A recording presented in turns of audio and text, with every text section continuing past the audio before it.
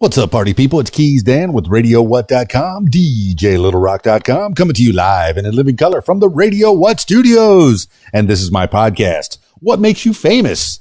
It's an extension of the RadioWhat.com internet radio station that I've been running for quite some time. And if you need DJ services, where do I always send you? DJLittleRock.com. One more time, DJLittleRock.com. Check availability and get a free price quote. And maybe you could have me at your next event. You know I like to party with the people. The people need to be entertained. Are you not entertained? Let me entertain you.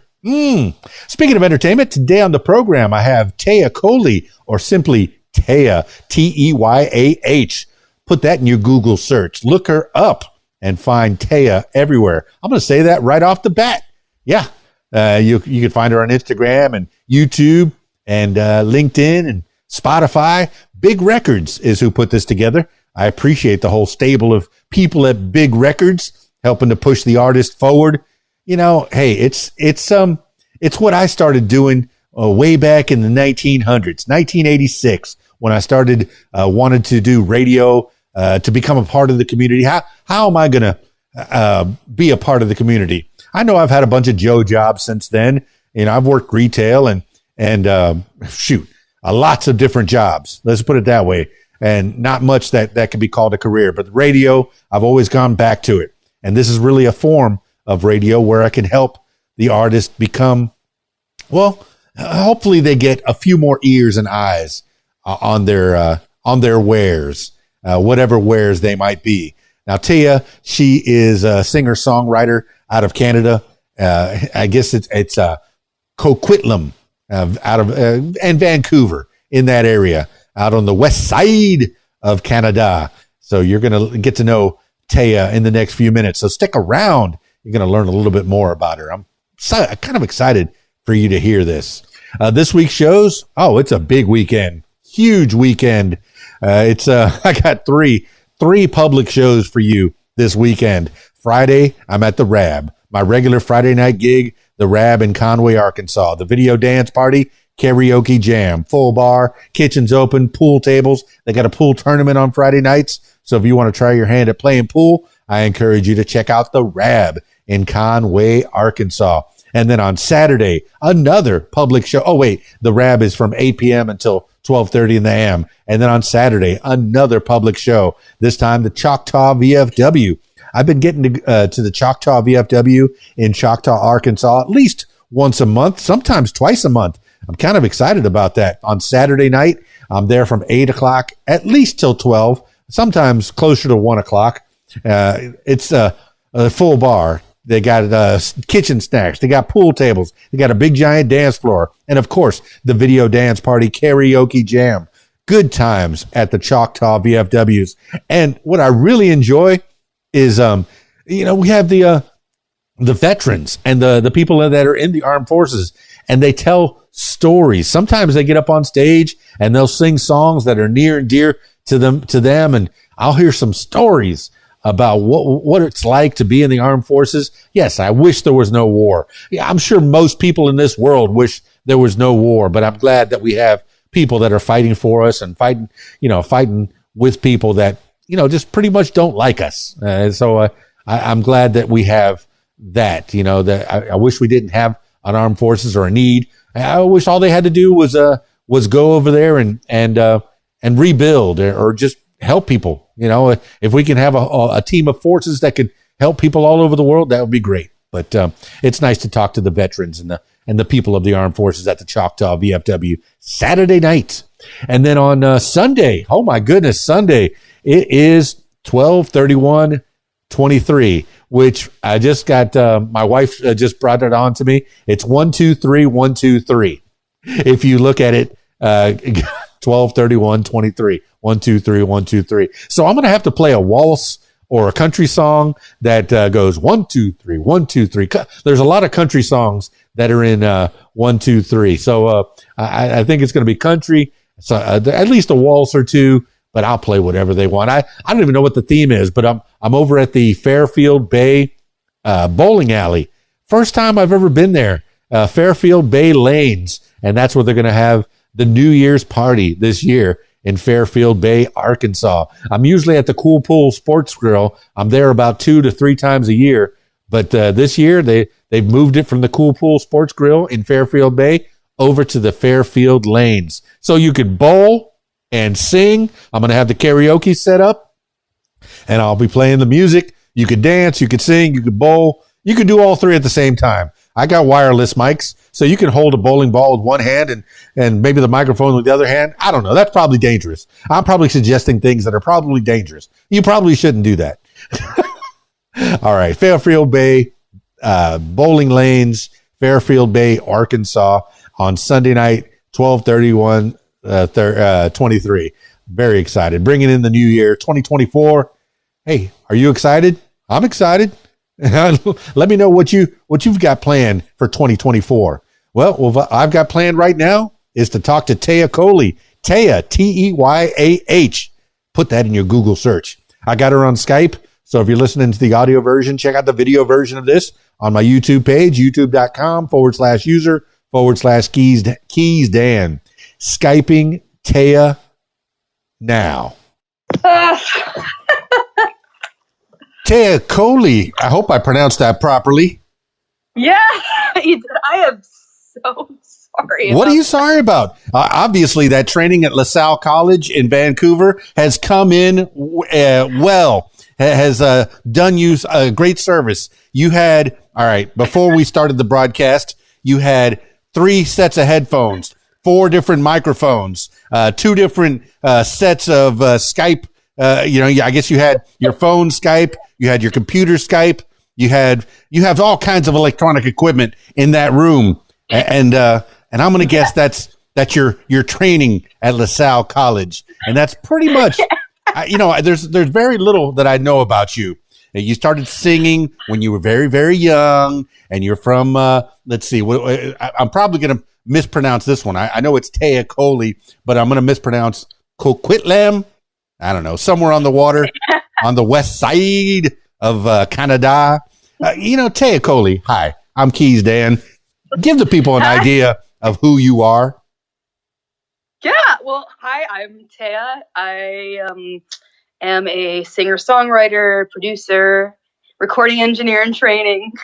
I have been singing, as cliche as it really does sound, singing since I was a little girl and all that, performing. It was something that it's one of those things where I started musical theater and then I discovered rock and roll. All right. I just rewatched Hamilton again. I love theater. I do. And my favorite musical is West Side Story, the original. I haven't seen the new one yet. Tell me about your musical theater as you're growing up. And you say little girl. I'm 54 years old. To me, you look like you're 12. But even judging by your YouTube page, you can see that you've been honing your craft for at least the last 7 years. So anybody that thinks you're just starting out, no. You've been doing this for a while. I have been doing this for a while. Yeah. There we go. Light. Look at you. You're getting all lit up. It's like you're a pro. Yeah. You've done this before. You've done music videos. I'm looking, I've done this one time before, and actually at that time, everything was prepared. And this time I find myself just moving around like crazy trying to get things to work. Well, you know what I like, and my podcast is more of a learning podcast, and I like it when it's a little more chaotic and a little more raw. I don't edit all that much, so I like to see, and I'm guessing that my listener likes to see the real life. What is behind? Yes, behind Téa Kohli. It's not clean. Your videos, no, they're not. Yeah, your videos are not polished by any means. It's raw. It's a slice of life, and I think that's what people like to see, and they like to hear as well. For people that are listening to the audio version, I encourage them to go to the video version so they can see Téa right there next to me, right there. Yeah. They can see me as I'm just grabbing a phone charger and being a chaotic human being. That's right. Make sure that the phone is charging because you don't want it to die in the middle. We got about an hour that we're going to start delving into the life so far of Téa Kohli, or just simply Téa, because All right. Yes. I was looking you up, and if you get Googled, and I'm sure you've Googled yourself, you have a place to go in Australia. You need, whenever you take that tour, the Téa tour goes to Australia, you have Téa Kohli, which is a tea company, a tea Kohli over in Australia. And I want them, they don't necessarily have to sponsor you because maybe they're not monetarily, as well off, or maybe they are. Hey, sponsor Téa Kohli. Tea Kohli, sponsor Téa Kohli over there in Australia. But when you do go to Australia, and I'm going to guess that you're going to go at some point in your life during your career, you're going to be traveling all over the world, singing for the masses, singing for the people. But I do want you to give a very intimate show at the Téa Kohli in Australia. I have no idea who they are. They're not sponsoring this by any means. They have no idea that I'm talking about them right now. But do you know you share your name with a tea company? I didn't actually know that. That's actually hilarious to me because Tayah, but my actual name is with the accent that you actually got on, so thank you. And it's funny because Canada is our second national language is French, right? But unless you look at my passport or my birth certificate, almost every piece of ID just says T.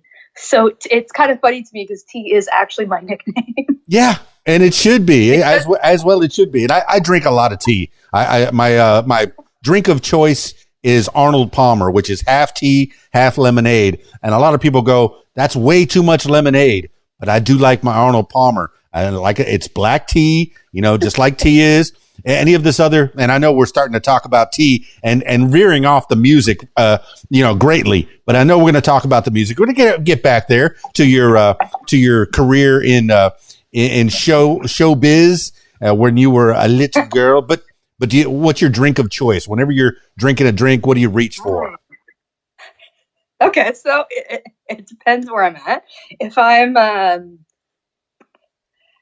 usually I love Nestea. I love iced tea. But if I'm at a restaurant or bar, sangria or a red wine is all my right. go-to.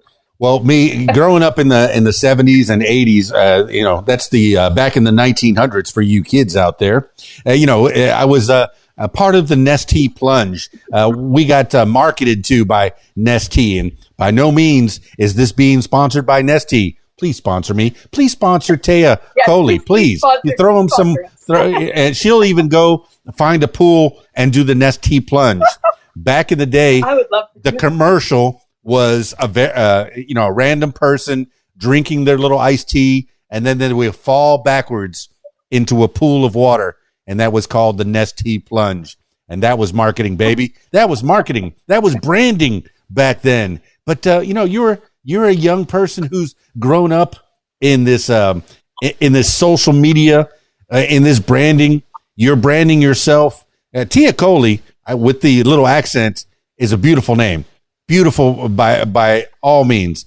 But the Téa, Teyah, that you've been branding yourself with, that's very exotic. It feels, like where is she from? I don't know.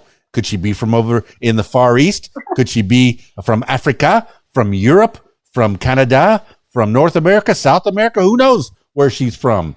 But why the switch? Why the switch from Téa, E with the accent A to Téa with the Teyah? Why the change?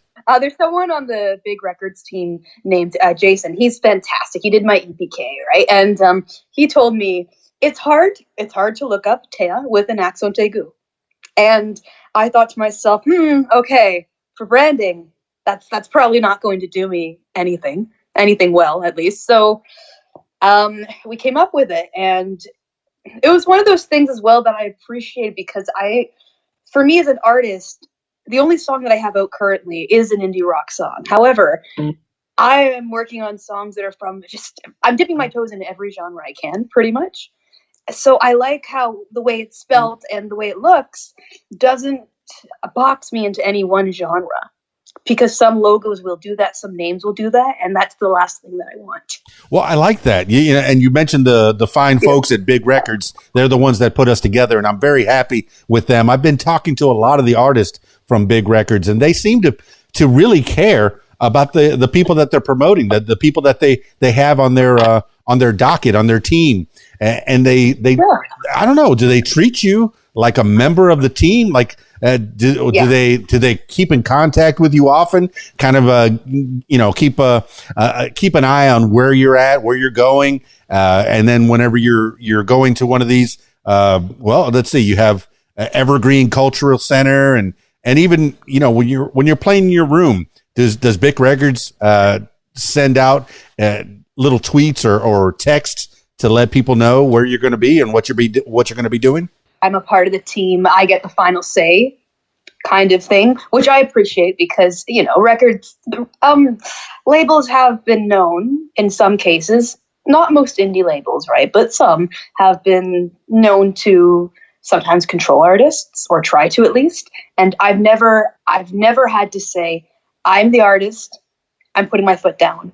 They've never allowed it to get there in any way. We've always been very communicative with each other, and it's been very, very much of an open flow of conversation and collaboration, which I've always really loved about the label because they allow me to not be boxed. They've never tried to, which, to be honest, was a surprise. I was worried that I was going to get pushback, but I never have. They're very supportive of me just doing what I like, and they do check up on me, which is nice as well. I haven't done many besides one time when I was at my friend's studio. Shout out to Red Wave Studio. I don't really do a lot of Instagram lives or things like that. I do have a YouTube channel, yes, but it has maybe 18 subscribers. It's a little baby channel that I mostly have for myself so I can just share videos of some of my stuff. Well, let's see the whole point of doing these interviews and doing these podcasts is to try to get more ears, get more eyeballs on Téa. Mm-hmm. And I want that. I want that for you. I want you to succeed. You're too good not to succeed. Watching you, you have this grin that's infectious. That's, when you're grinning, I want to grin. It's like, I guess, dare I say a Joker grin? Because you go so ear to ear. It's bigger than most people's smiles, and I like it. I like it so much. And that's just part of it. That's just a part of it. That's what's going to lure you in. That's going to draw the people in. And then they're going to see you playing on your piano and singing your songs and or singing cover songs as well. That's how people start singing other people's songs. And, okay, I'm going to let people in. And I think this is something that I've discovered. You're a closet comedian because I have been rickrolled in so many different ways on so many different videos. It says, oh, this is a cover of this song. And I'm not going to tell people what song it is. This is a cover of this song. And all of a sudden here you go, never gonna give you up. And I go, what is going on here? I just got rickrolled again. Why are you doing this to me? Is this something that you do often, or is this something that you did a while ago? I'm sorry. I know exactly what video you're talking about. And that was an assignment. And I rickrolled my teacher back in, I was in grade 12, I think, when I did that. That's amazing. Okay, so music memes, Lord of the Rings memes, Shrek memes, Megamind memes, pretty much any DreamWorks movie and fantasy game or movie memes are kind of just something I really enjoy. So I will randomly put them in chats, and I do rickroll a lot of people whenever I make a playlist. I have put the song in there, and I have rickrolled people on the Big Records team as well. Yeah. And it's not there anymore, but I once had the link to a video that was a rickroll video on my Instagram. It was the only link at one point. Oh, it's still out there because I think it starts out with robots or something like that, and then it goes right in. to Rick Ashley. Got Rickrolled again. So you Rickrolled your new pal, Keys Dan, several times today. Thank you. I thank you for that. It was smiley. I was happy. And I'm going, I need to talk to her about this. All right. Let's go back to Téa Kohli as a little baby Téa Kohli. Maybe not such a baby, maybe a little more fast forward. But tell me, how do you pronounce Coquitlam? Is that right? Coquitlam. Perfect. Yes. And it's a city that kind of reminds me. I'm from Miami, and I grew up on the intercoastal, where there was water that led out to the ocean, and it looks like Coquitlam is on a jetty, like kind of a river type of thing, where you could take a boat out past Vancouver and out into the North Pacific Ocean. Is that something that you did when you were a kid? Did you spend a lot of time in the water?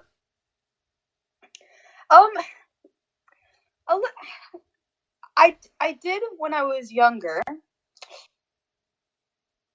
Drowned, and a friend of mine at the time actually, it was getting to the point where I felt where everything was very fuzzy and I couldn't breathe anymore, and I was feeling I was going to go unconscious. And I remember a good friend of mine at the time, a childhood friend, she actually grabbed my arm and she helped me. I was so close to the step ladder or whatever it is to get out of the pool, and she helped me get out.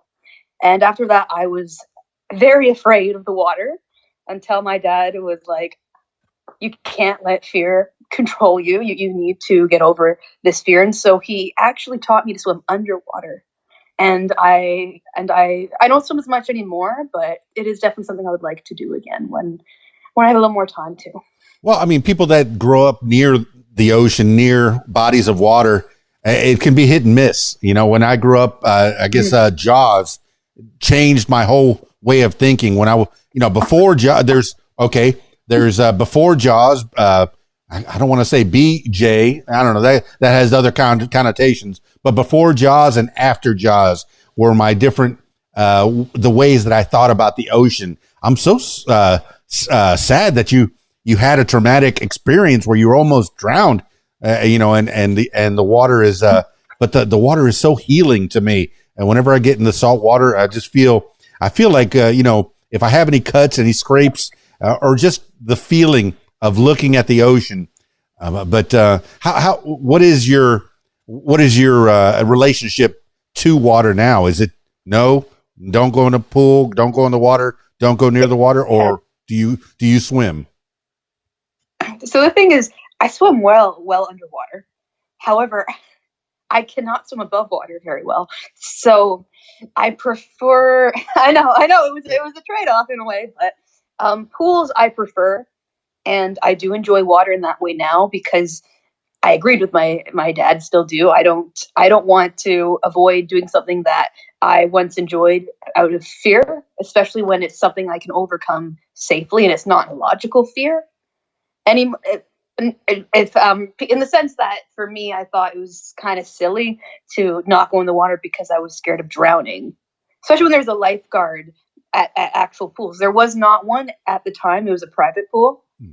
And I ended up dropping my goggles, I think, in the deep end. And I let go of my paddleboard or whatever it's called, kickboard, and just I couldn't swim. But now I enjoy trying to touch the bottom of the deep end. So it is a fear I got over. Well, okay. There's a lot of psychology to that. There's a lot of overcoming your fear. You went for it. You go in the deep end. You touch the bottom. You play games with yourself to try to overcome those fears. And man, I appreciate that. That says a lot about you. Now, all right. For those that are listening to the audio version, once again, check out the video. You got dressed up. You look, all put together, but you got dressed up in kind of a way that I've seen on your Instagram. You're kind of like a princess, like a nerd type of person, like a geek. You're all right. I get to go to a lot of Comic-Cons here in the Arkansas area. I'm not in South Florida anymore. I'm in the deep South, but there's a lot of Comic-Cons I get to go to. So I get to see people costumed up. And from what I'm looking at, you kind of look like a Disney princess to me right now. Is this how you dress when you're going out on the town? Is this a thing? It depends. It really depends. I love dresses. I also love band shirts. I'm everywhere when it comes to my fashion. I was just feeling very so there's a show called After Last Airbender, and this necklace, I don't think the camera will be able to really see it, but it's the symbol in that universe for water. And they often some of them have things like this that they wear around their neck. It's usually some sort of bone, but I was feeling my water tribe fantasy, if you will. Well, here I was trying to get off of water, and then we went right back into it. I think you're closeted a little bit of a mermaid. It's possible that you're underwater person. You might grow gills at some point with all this technology that's coming out, with the gene splicing that's happening. You might end up having gills. It's possible. You're going to live to 200, 300 years old. By the time you get to a certain age, they're going to solve aging for the most part. And they're going to say, well, we can do some genetic modification. Would you like some gills? Would you like some gills? That's a real question that I didn't know I was going to be asking Téa Kohli Teyah today. Would you like some gills, Téa? Uh-oh. Hold on. It would be. Go ahead. It would be interesting to have gills for sure. But honestly, if I could, it's going to sound ridiculous, but I'd rather have actual elf. If it were in a world where we could do this and it was acceptable, I would want elf ears. I'm a huge Lord of the Rings fan. I speak a bit of Elvish. I'm like, there is the Lord of the Rings fans, and then there's me. Mm-hmm. So, and it would be interesting to be able to live longer than the average lifespan, which I think is late 70s. Yeah, don't think I didn't see your Instagram where you have elves all over it. There's magical creatures. You're kind of dressed like a magical creature at some point. I mean, there's more layers to Téa Kohli that need to be explored. Is this something that happened? All right, and I'm going to take it back to what were the musicals? What were the plays that you were doing when you were I guess when you were a raven, and you could tell people about that as well. A little raven. So I did musical theater camps. Like, I didn't have many big roles. Like, I had, there was something called Stagecoach, which was really fun, and then also Arts Club, and then Theater Under the Stars.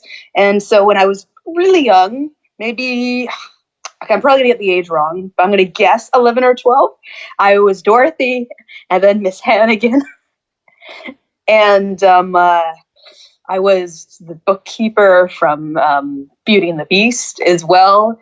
And in the Arts Club, it was more you learn a song, a dance, and some acting, some lines. The thing is, though, I am not a good dancer. I can act and I can sing, but I cannot dance. And when I say I cannot dance, I mean it is lunchtime. The choreographer is spending 10 extra minutes with me to get the basic steps. So Broadway was a dream it was a path I did want for a long time, but I knew I could not follow it. And when around the time that I started singing Queen songs and Beatles songs, I no longer wanted to do Broadway. I wanted to rock and roll. Hey, the non-dancing thing is not a problem. Whitney Houston famously could not dance. In fact, I think there were memes of her before there were even really memes of her. They called her the Rhythmless Nation because all of the songs that she sang were standing in front of a mic. And I want to dance with somebody. And this is it. Shoulder move. And that's probably one of the best party songs ever made. I want to dance with somebody. And I'm like, she's not even dancing. She's just kind of wiggling. But who cares? It's Whitney Houston, the late, great Whitney Houston, someone to emulate, someone to be like. On the other hand, there was Janet Jackson, which is why they call her the Rhythmless Nation, because Janet Jackson had the Rhythm Nation back then. So, there was the whole, there's always been, people pitted against each other, with Britney and Christina and you got the Lady Gaga with I don't know. I haven't really kept up with the wars, and I really don't care. I just know that good music is good music. And you mentioned my favorite, Queen. I just I follow Brian May, who's the lead guitarist of Queen, on Instagram, and he's a great. I don't know. Are you a Whovian as well? What do you mean by that? Okay, then you're not a Whovian. Do you watch Doctor Who? Oh, yes. I've never heard that before. Okay. Not even by two good friends of mine who are huge Doctor Who. Huge. They know the history of the Time Lords and everything. Well, now you know. Now you know that I know. You're a Whovian. Did you watch the most recent Doctor Who specials on Disney? I need to. I need to finish the previous Doctor. I need to finish the last season of that, and then get to the new ones. But I've actually seen some of the older ones as well, a little bit. The ones from I think the 90s. Oh, I'm so excited. I mean, Baker, Tom Baker, the fourth Doctor, is my doctor because I grew up with him in the 70s and 80s. He was the one with the long scarf with the curly hair. And I had a scarf that I made my grandmother make for me. And I wore that scarf, while I was watching Doctor Who. But, geekdom has many, many forms. And I know that you delve into it. My goodness, you're costumed. Do you go to Comic-Cons dressed up or is this, you go to the grocery store dressed like an elf with your ears on? Uh-oh, hold on a second. Go. So whenever I watch Lord of the Rings, any time I watch Lord of the Rings or The Hobbit, I have my elf ears. I have a costume. I might be wearing Arwen's dress from the final movie or a costume. And I also have a foam sword. So when we're during the battles where it's like ride for ruin and the world's ending, King Theoden for that, it's one of the battles I think in the third movie. I want to say it's Battle of Plenier's Fields. I go and I actually will take the sword and mirror the movements, and I'll pretend that I'm fighting alongside them. Okay, you're watching Lord of the Rings like I'm watching Rocky. I'm fighting against, get him, Rocky, get him. He's the bad guy. He's your opponent. You got to get him. No, you really. And I did go to the store. What's that? Like that. You do go to the store dressed up like an elf. All right. And do people look at you, or do kids come up and give you hugs? Look, one of the great things about dressing up at a Comic-Con is kids, they come up to you and they feel like, you give them that dream, that image. Have you ever experienced that where a child will come up and just say, wow, you're my hero, and just love on you. And you get that good feeling. Have you had that happen? So on Halloween, because I looked like a fairy, and I had little kids just going up to me and being like, hi, you're a fairy. And I'm like, yes, I am. And it was just the most wholesome thing I've experienced in some time. And it was just so sweet. But to clarify, I've only dressed up once with in elf ears because I was at my good friend of mine. We were watching Lord of the Rings. It was the first time she'd ever seen the Fellowship of the Ring. And I went to get snacks, and there was a Save on Foods nearby. So I went in elf ears with a cape. You can't forget the cape. And the jewelry and a long dress. It was hilarious. It was awesome. All right. Well, if you do add me on Facebook, you'll see that the last few pictures from the holiday season are me in my elf ears with kind of an elf costume. So I'm with you. I'm with you. We're kindred spirits in the elf world, but I do not know any elfish. And man, I did a little podcast, like a learning podcast for myself, and between the words elfish and elvish, J.R.R. Tolkien really had a problem between one or the other. If he liked one, he didn't like the other. Between the elf with the F or with a V, he had a problem with one or the other. And and I know I'm probably going all sideways and stuff, but I'm enjoying talking geekdom with you. I mean, you're dressed like a Disney princess with your water symbol on and your little choker collar, and you look, you look wonderful. I imagine if a little girl came up and just said, "Oh, you're my hero," and just probably want to give you a hug. I'm sure of it. I would definitely give any little child a hug who comes up to thinks I'm a Disney princess. All right. Well, trying to get up back on track. You said that you didn't have any big roles when you were in school, but then you said Dorothy, the biggest role. Was that Dorothy in The Wizard of Oz? Yes, but it was like, that was back with a Stagecoach, and it was like a musical theater camp. And it was awesome because from musical theater, I learned to get the big voice now that I have when I sing. It came from musical theater because we didn't use mics. And so you need to be able to project your voice, and it allowed me to develop as a vocalist. I didn't get better at dancing, but that's okay. No, whenever I DJ, I think it's okay to headbang. Yeah, whenever I DJ at kid parties, one of my favorite songs to sing for them is "If I Only Had a Brain," and there's a version of it that gives you a snippet of "I only had a brain, I only had a heart, and I only had the nerve, the courage." And I like those three different parts, and I sing them in different voices slightly. I change my voice to sound like the lion, to sound like the Tin Man, to sound like the Scarecrow. And, it's part of theater. It's part of a show. I don't play instruments. I don't have the talent. I haven't taken the time, and I probably should. But, hey, it's never too late to learn. I don't have the talent that you have where you can play piano and sing along. That is a skill. That's a power that you've been honing for a while. But, tell me about Dorothy. Did you sing Somewhere Over the Rainbow? Did you feel comfortable with that? Actually, no. That was a song that we all did at the end. I sang, I don't remember anymore, but it was like a song about the Wicked Witch. And that's all I really remember about it. I just remember it being about the Wicked Witch. And I'm explaining how she was flying on her broomstick, and how the house began to move, and that's really all I remember from it. But it's my mother's favorite.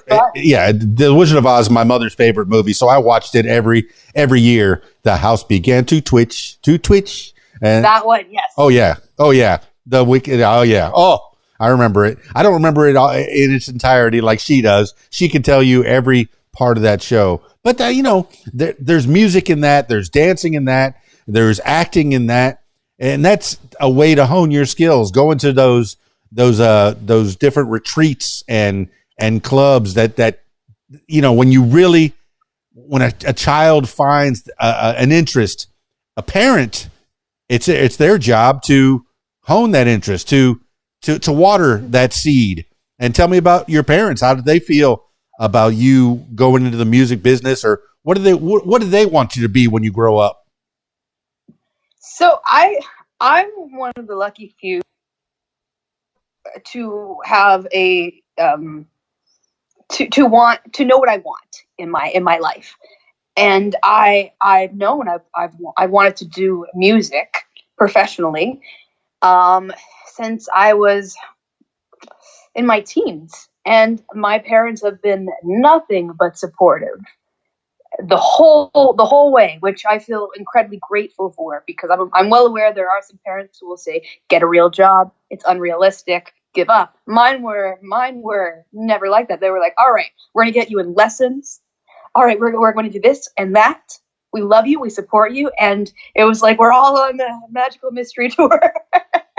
No, I like that a lot. There's two different ways to parent in my mind, in my opinion. There's either the carpenters or the gardeners. The carpenters will find a profession for you. You're going to be a doctor, bam, and hammer you until you become a doctor. They're going to take you to chemistry school. They're going to take you to doctoring school, and they're just going to hammer away, and you're going to become a doctor, whether you like it or not. Then the gardeners, they plant the seeds. Oh, you like riding a bicycle? Well, we're going to get you a bicycle. You like playing the trumpet? We're going to get you a trumpet. Oh, you like cooking? We're going to buy you some eggs and flour and some milk, and we're going to let you cook. So that's the gardener. They give you a lot of tools in the toolbox. Funny enough, the gardener gives you lots of tools, and the carpenter gives you one tool. You are going to be this because I'm that. If your dad's a shoe salesman, guess what? You're going to be a shoe salesman, and you're going to like it. So, I'm guessing that your parents were gardeners. Now, what did they do? What did they do to pass to make their livings? So my dad was a director of sales for a company called Kruger Products, and my mom is he's retired now, and my mom is a communications leader at SFU right now, at Simon Fraser University, and something like that. And it's been quite a journey with them, but they've never given me any pushback. When I said to my parents, I want to go to Nimbus School of Recording Arts, they said, we're going to make it happen. And actually, something that I have always been really grateful for is so I went to Terry Fox Secondary School for high school, and there I went to an amazing program, one called Rock School, and the other one is Recording Arts. So for Rock School, you would meet musicians and you would front your own set at the end of the year. We had access to amazing instruments, and for Recording Arts, amazing equipment. And Recording Arts was to record a song. And it was just really pivotal for me, because that's when I started writing songs. That's when I started learning to sing with more of the style that I've developed, and to experiment.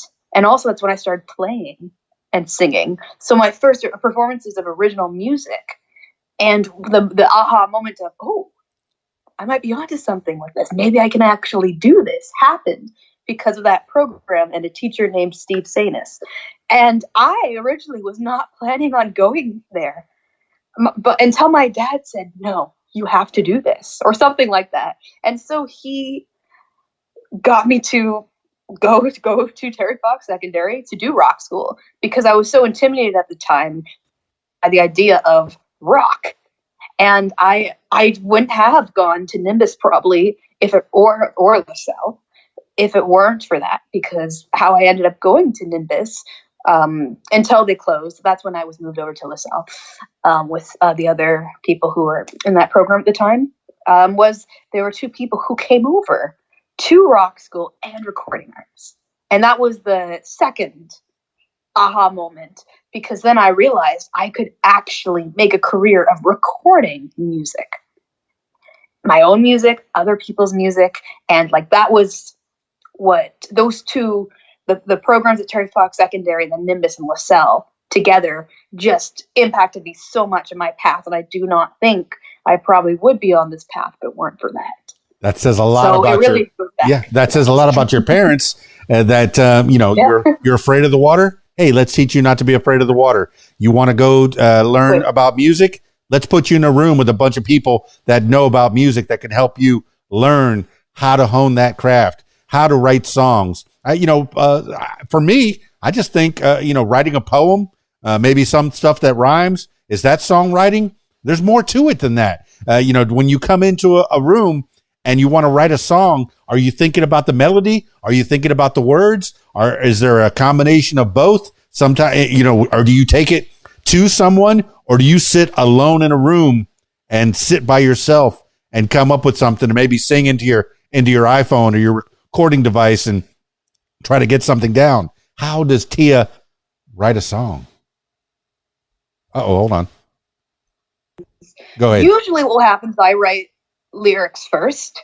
Usually I will write lyrics first, and then I will write the music, or I will get help from my friends for the music. Usually, even in collaborations, I do write the lyrics, or I am the primary songwriter. And for the music, it's usually split between myself and some different people. Sometimes I will do the whole thing, entirely just on my own, but I haven't done that as much, really, and because I don't need to anymore, and I enjoy collaborating. I think it is the greatest thing in any artist's or musician's toolbox, because I do truly believe that, you can write things on your own, and that's great. However, there's a magic that happens when you surround yourself with other people who can also write. Because then it's, oh, I like this idea. What do you think? Oh, you want to add that? Okay, perfect. And then you have this song that you would not have been able to create and to make it such a song that is awesome, or one that you love so much on your own without their help. And that's like something that was also very crucial for my development, because I wouldn't be where I am now without the people I've collaborated with. Yeah, some of the best colleges are collaborative, where you sit out in a quad and you exchange ideas. I went to broadcasting school myself, and I learned, the Pro Tools and Cool Edit, which is now Adobe Audition. I'm actually recording on Adobe Audition right now, the audio version of this. The video version is on XSplit. No, I'm not being promoted or sponsored by XSplit, but I have a broadcast software that records video, and I have an audio. And I split the two of them because I want to be able to raise the audio. I learned some television as well. It's nice to have all those skills in your pocket, because now you are more self-sufficient and you can keep honing those. I wondered before I went to broadcast school, do I need to go to school? That's what you get out of school, is you get the basic tools, the basic ideas of how to do it. But then you go out into the world and you keep practicing and practicing and practicing. Do you have recording equipment at your house besides your iPhone? Everybody with their smartphone has a television studio that was way better than anything in the 70s or the 80s or even before. You have a great piece of recording equipment if you have a decent smartphone. But do you have recording equipment in your house where you can make at least a good demo, or can you produce a whole song on your own? Well, I don't really need to have recording equipment at home. I will mix I use Pro Tools and Ableton, and I will do that on my MacBook. But I have access to a live room and a console, and any day I will choose a live room and console over anything at home to record vocals at least, and especially keys. And I have I have friends with studios. I'm an intern at Hipposonic, one of my favorite studios ever. I love being there. It is truly a privilege. And I have gotten quite a few recording opportunities from being there. So I have opportunities to use consoles and live rooms. So because of that, I don't really need to have equipment at home. No, it's nice to develop a relationship with a studio. Look, you mentioned the Beatles earlier. Abbey Road was a studio that was made back in the 30s. They recorded, big symphonies of music in that same room. But then in the contract, and this is going to the business side of the music, in the contract that the Beatles had signed, they said, we want unlimited use of Abbey Road. So they had unlimited use all the time that they needed to create, to have their creative juices. Whether George Martin, their manager, was sitting back there going, when's this record going to be done? When's this record going to be done? Don't interfere with the creativity. It's nice. We talked about that in the beginning. You mentioned that sometimes record producers will say, you should make this a country song. You should make this a pop song. If you had a rapper come in on this one, we'd make a hit. And it's nice to have that, a discerning ear behind you that could give you a suggestion. But as long as they're not pressuring you too hard to do those things, it's nice that you have your creative control. So you're delving into a lot of different genres. Where do you feel the most comfortable? Genre wise, or for producing or performing? Go down every avenue. I want to hear it all. We got some time. All right. It's really hard to say, because I like to combine techniques and styles of blues, indie, rock, jazz, metal now on some projects I'm working on, punk. I've done an industrial song. It's just kind of any genre that I can dip my toes in, I do that. So because of that, it's really hard to say. I guess I'll say rock because it's such there's so many. It's a broad genre, and there's so many subgenres in rock. So I think it's a little bit of a. I like that you can't put yourself in a box. Okay, I know that styles and fashions come around every 20 years or so. Back in the 90s, that's way back in the 1900s, there were people that were mashing up hip hop with metal and country with rap and trying to put things together. I enjoyed some of the stuff was like mashed up. Even there was a TV show called Glee, and they were mashing up the craziest songs. You were like, how are they going to put that and that together? But they did it. Somehow it came together. And sometimes the challenges were in the show. Oh, I want you to put this together with this. Oh, I can do that. Bam. And whether you liked it or not, they were trying something new. They were trying to push boundaries. Did you watch Glee or is that way before your time? I did watch Glee. I don't really know if I should speak about my opinion of the show. I think it's an all right show. Okay. But I don't love a majority of their covers, to be honest. I think I should leave it at that. Are you more of the what was the band that was like it was 4 guys and a girl and they would do a cappella? Oh my goodness. Oh, Pentatonics. Was that more? I like what they do for some songs. I think they're incredible. I do like some of their original stuff as well. I'm just kind of like, when someone does a cover of a song that I really love, if I am a little bit more picky about it. I try not to be, but if it's a song I really love and someone covers it, I feel like there's some things you have to do to do justice for the song and the works of usually when you're covering an artist, they're an awesome artist, right? Like, I feel like it's important because in a way you're honoring them and their creation as well as make it your own a little bit. So I feel like there's a delicate balance with covers because you do want to make it your own. You want to put your own spin on it, but you also want to respect the beauty of this awesome song that you are recreating in a way. I just heard you in that whole sentence because that's something that you do.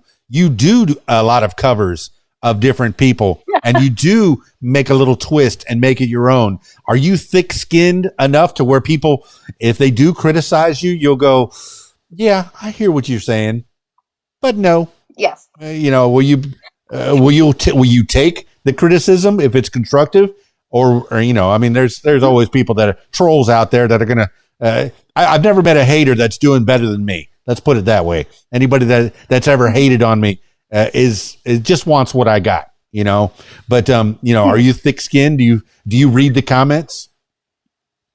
I haven't really gotten any negative comments or any comments at all. But if there were to be some, I think what I would do is because I do love to improve. So if someone's saying maybe I don't know. Maybe it would be cool if she did this kind of thing with her voice instead of that, or maybe she sounds angry in the song or whatever. I will take that and I will actually think about it. I will give it however much time I think it deserves. And if there is merit to the argument, then yeah, maybe I will apply some of that and try it because you can never lose if you're trying something. If you're trying to apply something from someone's critiques. All right. In my opinion, music, if you just try it, you don't have to commit to it, but just trying it.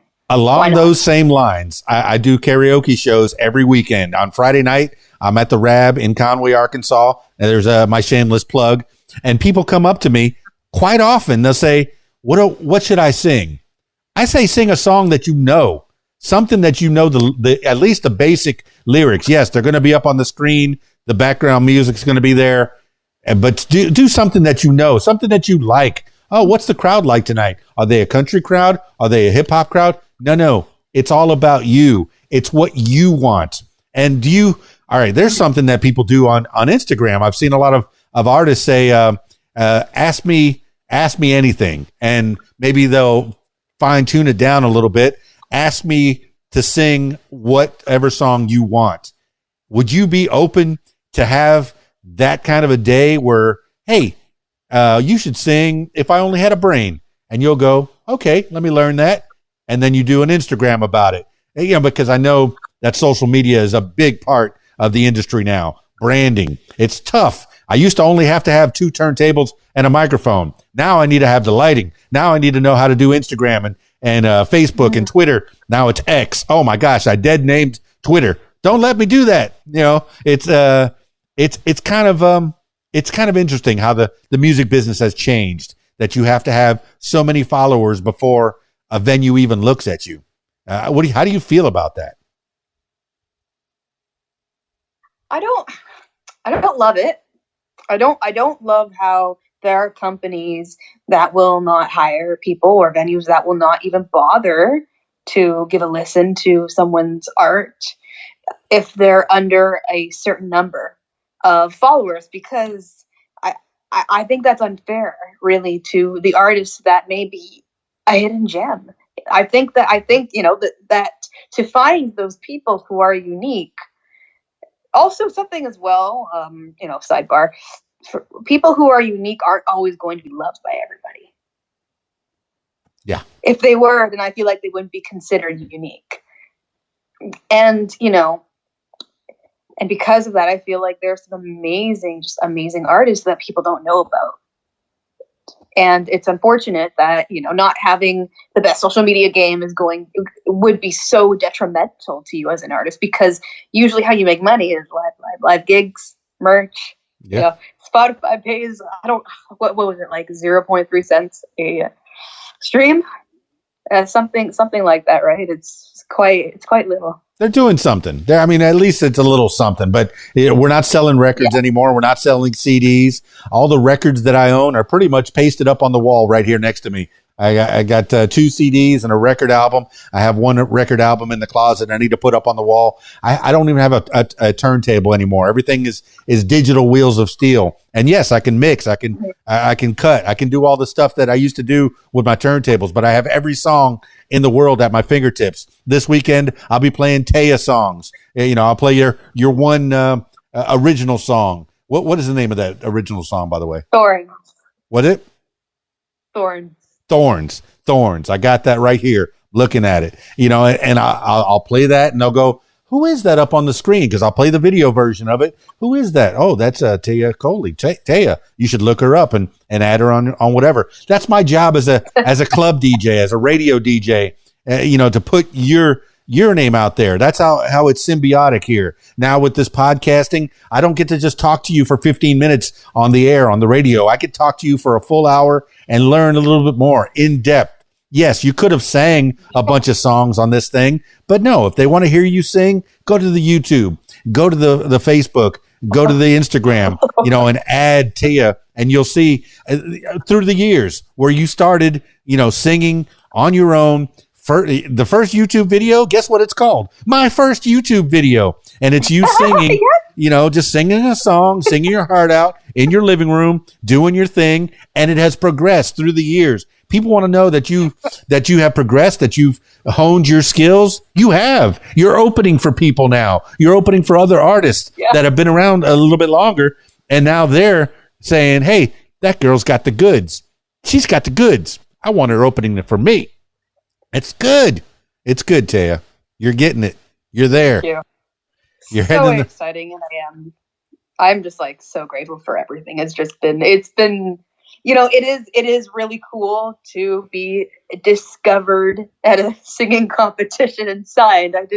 I never saw that coming. So I'm like, it's been so cool and so fun. Now, I'm guessing you started learning the piano when you were in that school, that club that you were with the other artist. You learned the piano and what other instruments, or did you pick anything else up?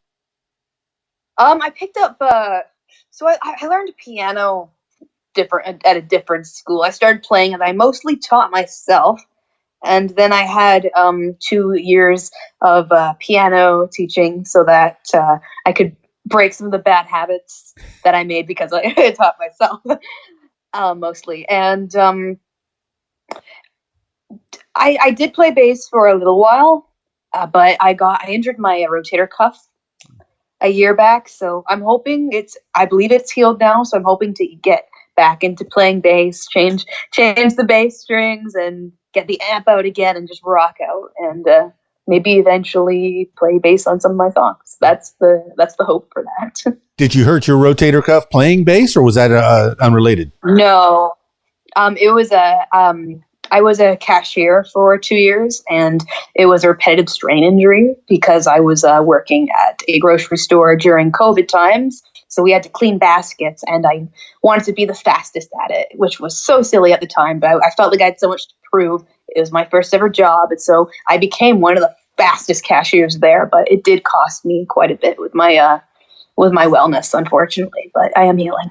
Wow. We have that in common. One of my first jobs was a cashier at a grocery store, and my little brother was the bag boy. So we had races against each other. I don't know if you ever saw, there was a movie called like Big Store or whatever. They had races where they would they would cashier and bag the groceries. And yeah, we used to race each other, and he would get them all in squares, in paper or plastic. It's a good job. I'm glad that you say that you had a cashier job. It's nice to have, real world experience, because there's a lot of artists that go into art and they don't know how the real world functions. It's good to have a Joe job, work at a fast food, work at a grocery store, work at, retail, and find out how people think before you go off and get into this fantasy world, because it is a fantasy world. Some people make a good living at it. Hey, making pretend that you can do a good living at it. And I want you to succeed in that. But you have real world experience. You have stuff to muse from, to make songs. Now you can write a song about grocery stores and cashiering. And hey, and don't think it wouldn't become a hit. It probably will be the biggest hit because people are going to relate to it. Have you ever written a song about real life? Yes. A lot of different topics. I have a song about my relationship with time, and also what I've noticed about how people will wait for opportunities that they'll think it's not the right time, and because of just waiting and waiting, what they're looking for, what they want, they don't get it. It never comes because it just passed them already because they just waited too long. I have one about how some people will follow trends in the form of changing their personality even. Well, it's trendy, but then when it's no longer cool, they will they will look down on people like that. And it's just about being quirky and being yourself, really, and not letting people change you. And that one's called Coloring Outside the Lines. I have stuff about my life with my mental health. I have stuff about I have really heavy songs that were really hard to write and hard to perform, hard to record and mix. I just have a bunch of different stuff. Is this all available on your Spotify? I do have the link for that. These are upcoming songs. they're being recorded and mixed right now. Okay, but how far in the process are you? Are they actually being mixed and mastered right now? You've already laid it all down? So right now for time. So with big records, the plan is 3 singles and then an album. The albums I don't think will be released until later on in 2024 because when you release a record, you just want it to be like really, really polished and good. And I am a perfectionist sometimes, but Outside the Lines is like a very new wavy, Cure, and punk rock kind of style song. It's like I haven't done the vocals for it. Haven't done the vocals for it yet. I only did scratch vocals, but my friend Chris, who's known as like Gemudi, he also mixed Thorns and helped produce it with me. He and I wrote it.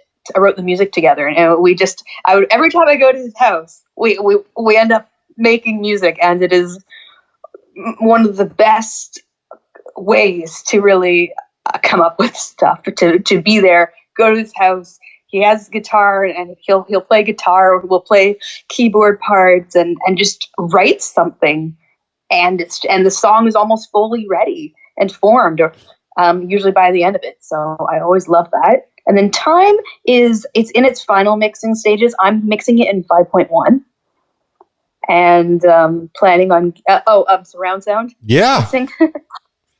But I haven't heard 5.1 since surround sound first came out. That's fantastic. We're mixing it 5.1. You're going to be able to watch that on your television screen with your sound bar, with your 5.1 surround sound. I know the Who, when they were doing quadraphonic, and there was a lot of experiments with sound over the years. And I like, the Queen used to do, one ear and another ear. Bohemian Rhapsody is Scaramouche, Scaramouche, Scaramouche. You go from one ear to the other. It's fantastic. No, it's nice that you're experimenting with the ways that you're recording, and not just what is being recorded.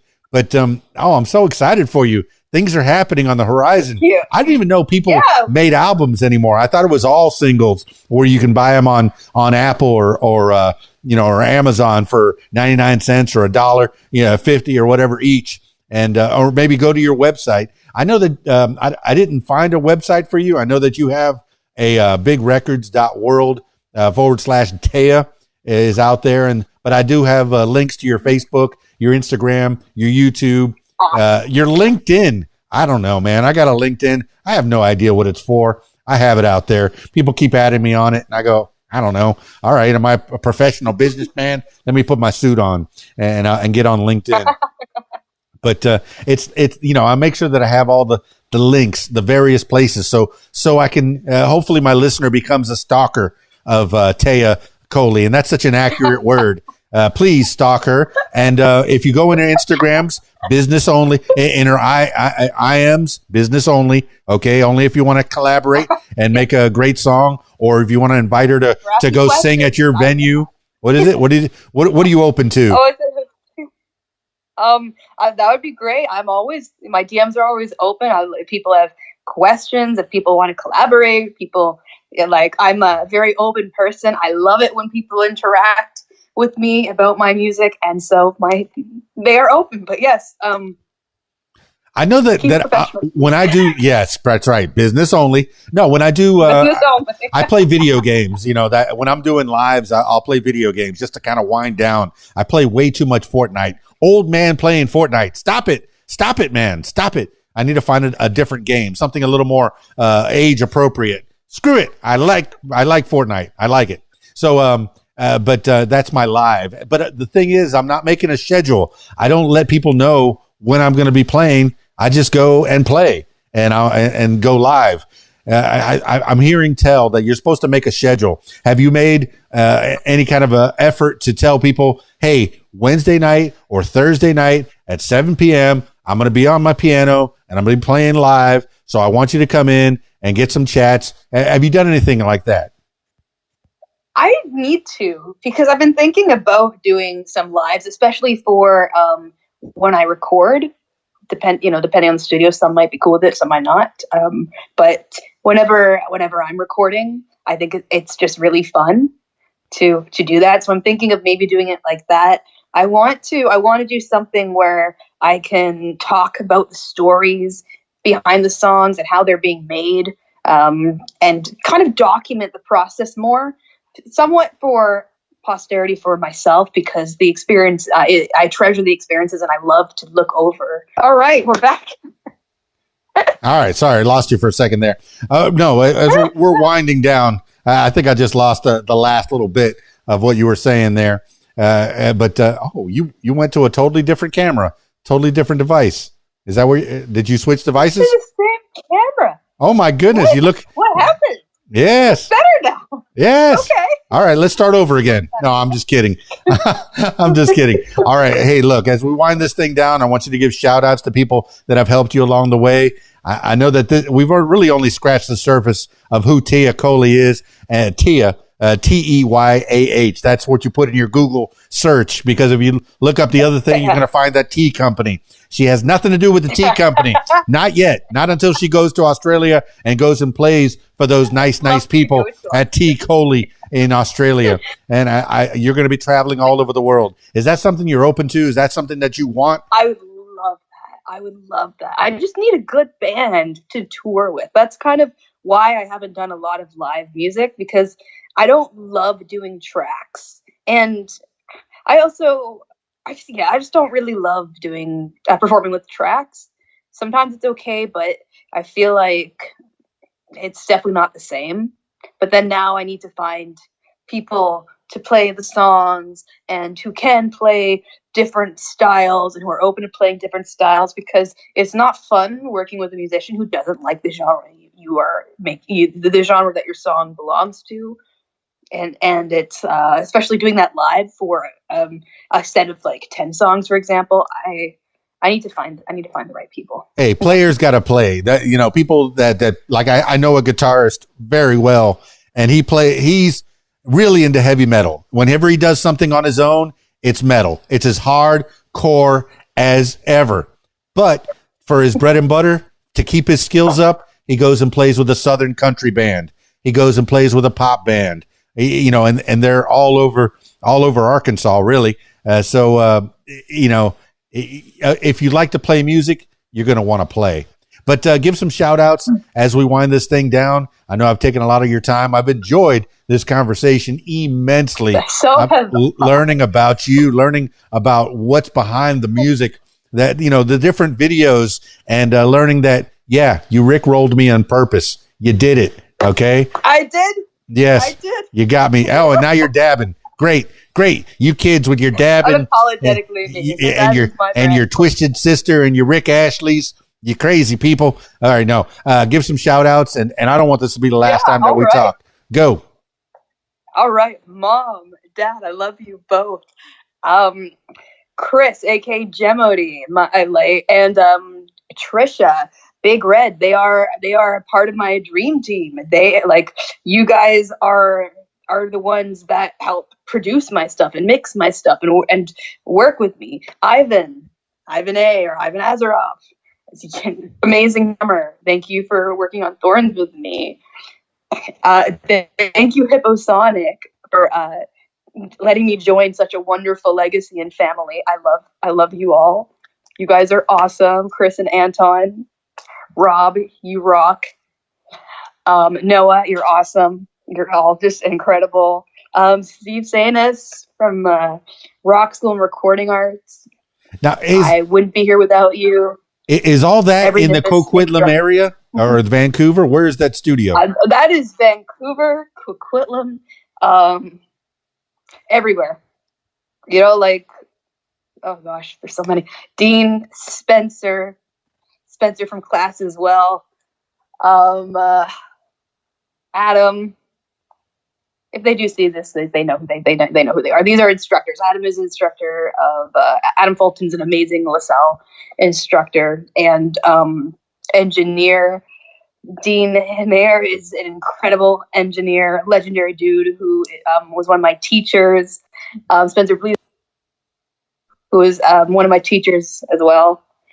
And yeah, there's just so many. Yeah, I don't want you to get faulted if you miss anybody. No, I know I put you on the spot and everything, but you know, you have this stable of people that you're working with now, not just at Big Records, but also at the studio there, that you're going to find a group of musicians that are not only going to want to play the music that you're writing, that you're bringing to them, but have the right schedule that they can go all over the world. You might need a stable of musicians, a couple of drummers, a couple of bass guitarists, unless you start playing bass yourself, you know, a couple of keyboardists, a couple of people that can play lead or rhythm guitar, that can travel. Okay, are you available to go to Australia to go visit Téa Kohli over there? So let's go. Let's take the jaunt over and go play because we're so excited that Téa Kohli is going to be coming to Tea Kohli. Man, I hope they get a bump over there. I hope people come in, start drinking a lot of tea and going, I saw you on the What Makes You Famous podcast, and yeah, there's a girl named Téa Kohli, and that was really good. So, but no, I want you to go further, go all over the world. Is there any place that you play on a weekly basis, or is it sporadic?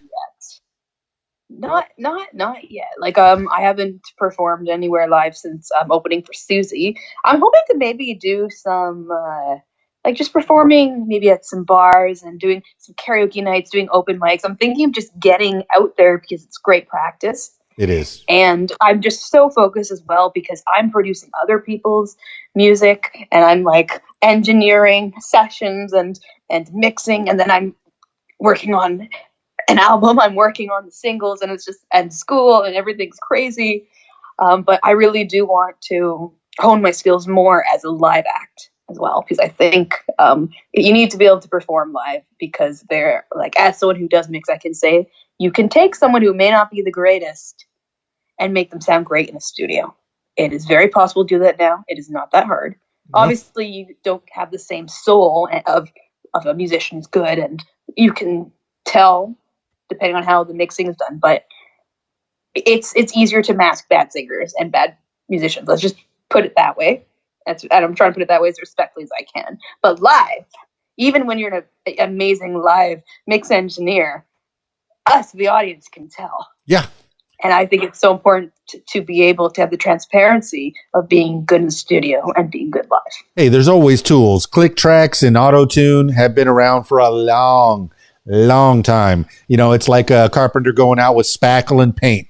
It makes a carpenter what he ain't. And it's nice that different aspects of of the audio, because like in the film industry, the actor may work once a year, but the cameraman, the sound engineer, the director, they work all the time. So it's nice that you have the behind the scenes as well, and you're producing other artists. You're so valuable. You're making yourself valuable in this industry, and that's fantastic. All right, Téa Kohli, I'm taking a lot of your time. What's the best place to find you online? Is it Instagram? Is it Facebook? What's your favorite place to go visit with people?